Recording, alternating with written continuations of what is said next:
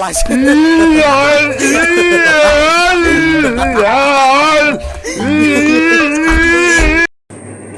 Assalamualaikum warahmatullahi wabarakatuh. Waalaikumsalam warahmatullahi wabarakatuh. Ya, sebelumnya Pak, saya minta maaf karena telah mengganggu waktu Bapak.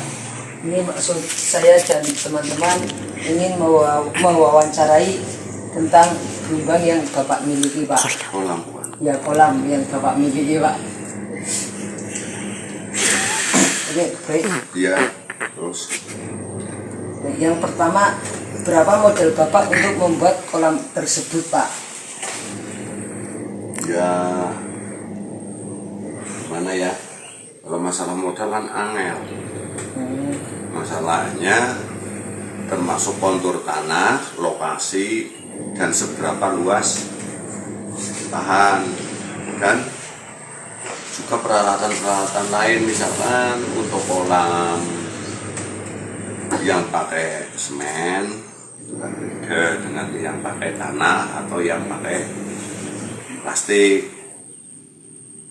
Jadi karena ini memakai semen, ini untuk membuat balokan, misal katakan aja kan balokan, Ya. sebelum di semen itu kan harus di apa ya? Ya, diambil tanahnya.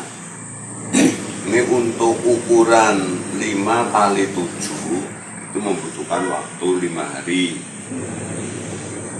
Untuk tenaga kerja kalau saat ini 60, berarti 60 kali berapa tadi? 5 hari. 5 hari. Iya, 6 kali 5 berarti 300.000. 300.000. Ya, belum untuk peralatan-peralatan lain seperti Air dan pralon, pengadaan air, pralon untuk air masuk, juga untuk keluar. Jadi untuk prediksi sampai jadi ini membutuhkan sekitar 5 juta.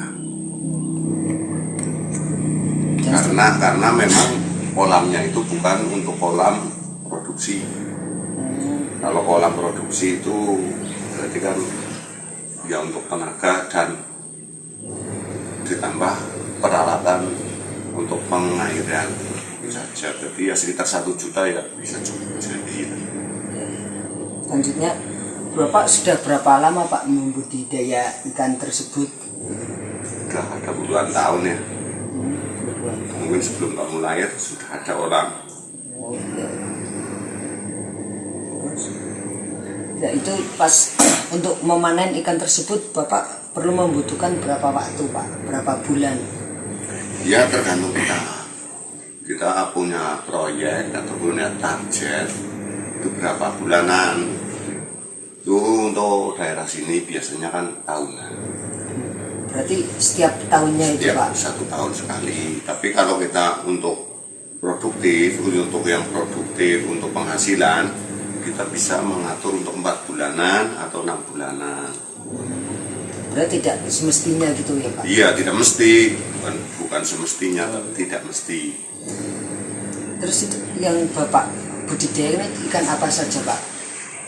Untuk daerah dingin dan air yang terbatas, saya membudidayakan ikan mujair atau nila sama lele.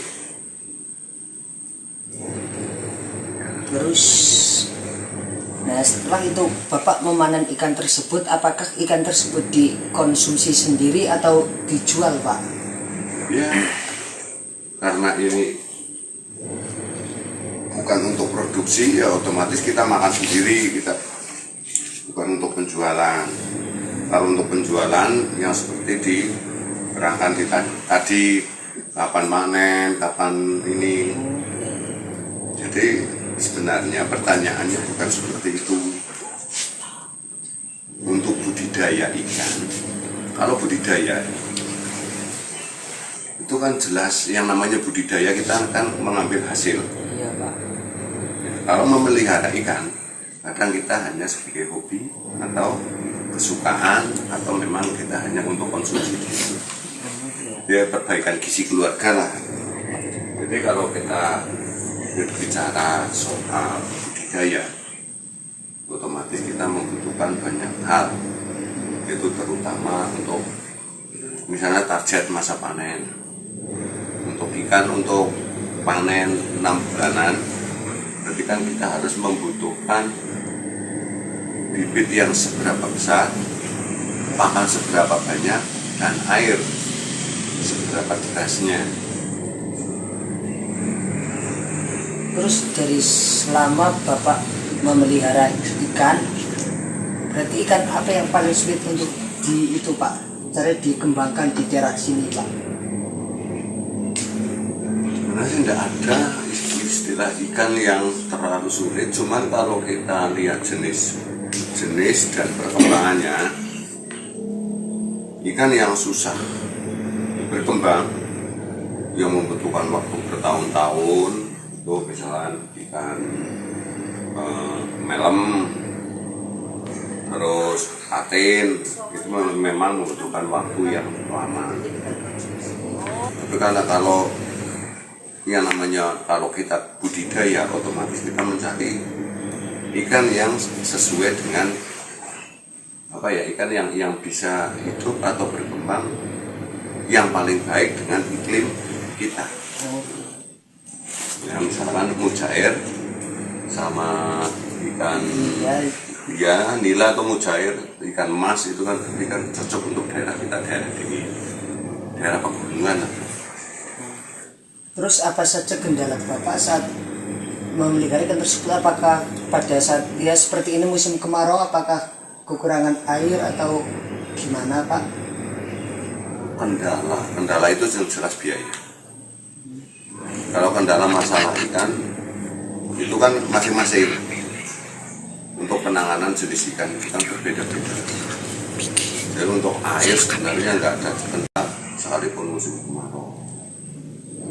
Tapi yang jelas kendala itu di biaya. Masalah kan pakan, itu urusannya kan dengan pakan. Terus biasanya Bapak kalau misal memberi pakan itu per bulan atau per minggu Pak? Pakan itu harian. Oh, berarti harian. Iya. Ada kamera. Kalau pakan bulanan, mingguan, berarti kalau makan? Iya. Iya kan? Apa kita kan puasa? Enggak. Iya. Makan ya setiap hari, pagi dan sore. Terus berapa banyak pakan yang itu dihabiskan selama sebulan Pak? Ya tergantung kita memelihara berapa yang jelas. Per ekornya itu berarti kita ambil rata-rata itu antara 2,5% dari bobot ikan. Misalnya ikan, perkiraan ikan sekintal berarti kan sekali.